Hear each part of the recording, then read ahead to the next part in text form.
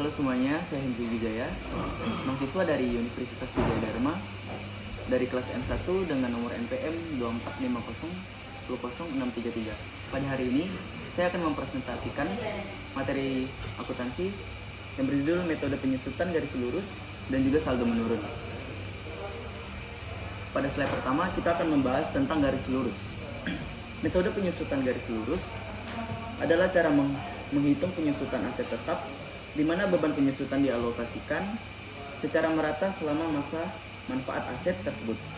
Dengan kata lain, jumlah penyusutan yang dibebankan setiap tahunnya sama, tanpa memperhitungkan perubahan nilai aset yang sebenarnya karena penggunaan atau faktor lainnya. Selanjutnya, slide kedua, pengertian dari metode garis lurus. Penyusutan. Metode garis lurus adalah salah satu metode penyusutan aset tetap yang paling umum digunakan. Asumsi, metode ini mengasumsikan bahwa nilai aset berkurang secara merata setiap tahunnya selama masa manfaatnya. Yang ketiga, kesederhanaan. Metode ini mudah dipahami dan dihitung, menjadikannya pilihan populer untuk perusahaan yang ingin menghitung penyusutan dengan cara yang sederhana. Selanjutnya slide 3. Rumus-rumus dari metode garis lurus. Yang pertama, biaya penyusutan. Harga perolehan dikurang dari nilai residu atau umur ekonomis. Yang kedua, harga perolehan, harga awal aset saat dibeli. Yang ketiga, nilai residu, perkiraan nilai aset di akhir masa manfaatnya. Yang keempat, umur ekonomis, perkiraan berapa lama aset tersebut dapat digunakan. Selanjutnya adalah slide 4, yaitu analisa data. Analisa data penyusutan garis lurus melibatkan perhitungan dan interpretasi nilai penyusutan aset tetap yang diperlakukan secara merata di setiap periode selama umur ekonomis aset tersebut. Metode ini mengasumsikan bahwa manfaat aset berkurang secara linear dari waktu ke waktu. Selanjutnya, contoh dari perhitungan. Sebuah mesin dibeli seharga 600.000 memiliki nilai residu 40.000 dan umur ekonomis adalah 4 tahun. Perhitungan penyusutan per tahunnya adalah penyusutan sama dengan rupiah 600.000 dikurangkan dengan 40.000 sama dengan 140.000. Penyusutan 600.000 dikurangkan dengan 40.000 dibagi dengan 4 sama dengan 140.000. Selanjutnya, aplikasi dalam akuntansi. Yang pertama, jurnal penyusutan. Setiap akhir periode akuntansi, perusahaan akan mencatat beban penyusutan dan mengakumulasikan penyusutan dalam jurnal. Yang kedua, laporan keuangan. Penyusutan akan mempengaruhi laporan laba rugi sebagai beban dan neraca mengurangi nilai aset tetap. Selanjutnya, kelebihan dan kekurangan. Kelebihannya sangat mudah diperhitungkan dan dipahami. Cocok untuk aset yang penggunaannya relatif stabil dari waktu ke waktu. Dan kekurangannya tidak selalu mencerminkan pola penggunaan aset yang sebenarnya. Beberapa aset mungkin mengalami penyusutan lebih cepat di awal atau di akhir masa manfaatnya. Tidak mempertimbangkan faktor-faktor lain yang mungkin mempengaruhi nilai aset selama masa waktu. Selanjutnya, metode penyusutan aktiva tetap. Adapun metode penyusutan aktiva tetap menurut pasal 11 Undang-Undang Nomor 17 Tahun 2000 sebagai berikut. Untuk aktiva kelompok dapat diusutkan menggunakan metode garis lurus atau straight line method. Ataupun menggunakan metode saldo menurun. Yang kedua, untuk aktiva kelompok bangunan harus disusutkan dengan metode garis lurus. Dan yang ketiga, penggunaan metode penyusutan harus dilakukan secara taat asas. Dan yang terakhir, masa manfaat dari tarif penyusutan aktiva untuk masing-masing kelompok telah ditetap sebagai berikut. Saldo menurun. Metode saldo menurun ini merupakan benda penyusutan tiap tahun yang semakin lama semakin menurun, didasarkan pada anggapan bahwa semakin tua aktivitas, aktiva tetap di dalam memberi jasanya semakin menurun.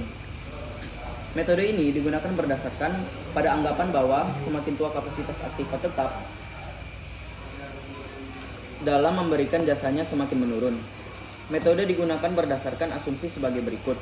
Yang pertama, metode ini menetapkan biaya penyusutan tertinggi pada tahun-tahun pertama dari pemakaian aktiva dan beban penyusutan untuk tahun-tahun berikutnya.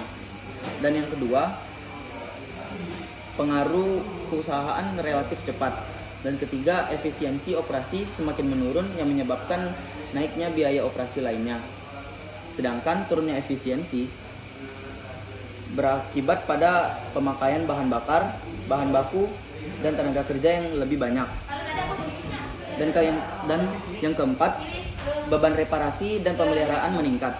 Dan yang terakhir, kontribusi pendapatan yang menurun atau ketidakpastian mengenai pendapatan untuk tahun belakangan. Selanjutnya adalah rumus. Rumus umum penyusutan sama dengan nilai buku awal dikurang dengan akumulasi penyusutan.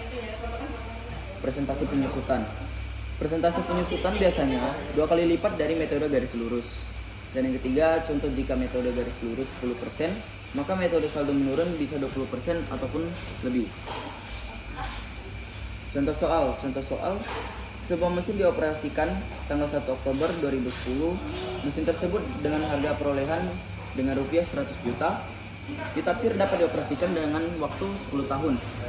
Jawabannya, besar penyusutan tahunan sama dengan 100%. Dibagi 10% sama dengan 10%. Besarnya penyusutan sama dengan 2 dikalikan 10% sama dengan 20%. Selanjutnya, tabel penyusutan saldo menurun.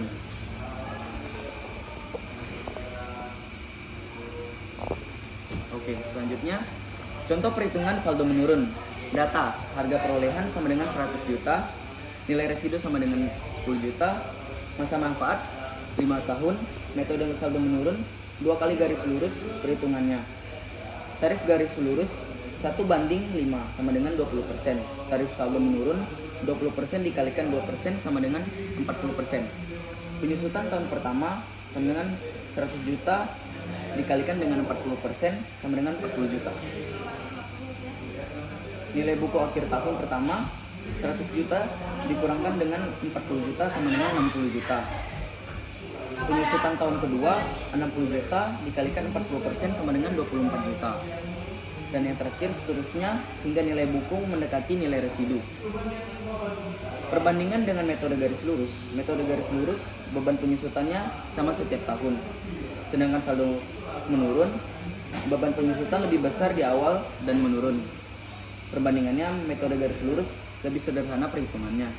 Namun metode saldo menurun lebih mencerminkan penurunan nilai aset yang sebenarnya. Kelebihan dan kekurangan metode saldo menurun. Kelebihannya mencerminkan penurunan nilai aset yang lebih realistis, memungkinkan pengakuan biaya yang lebih besar di awal yang dapat dikurangi oleh pajak. Dan kekurangannya adalah perhitungan lebih kompleks, nilai buku aset pada akhir masa manfaat bisa lebih rendah daripada nilai residu. Kesimpulannya, metode saldo menurun cocok untuk aset yang nilai ekonominya cepat menurun. Pilihan metode penyusutan perlu disesuaikan dengan jenis aset dan tujuan perusahaan. Dan yang terakhir, perusahaan harus mempertimbangkan kelebihan dan kekurangan masing-masing metode sebelum memilih.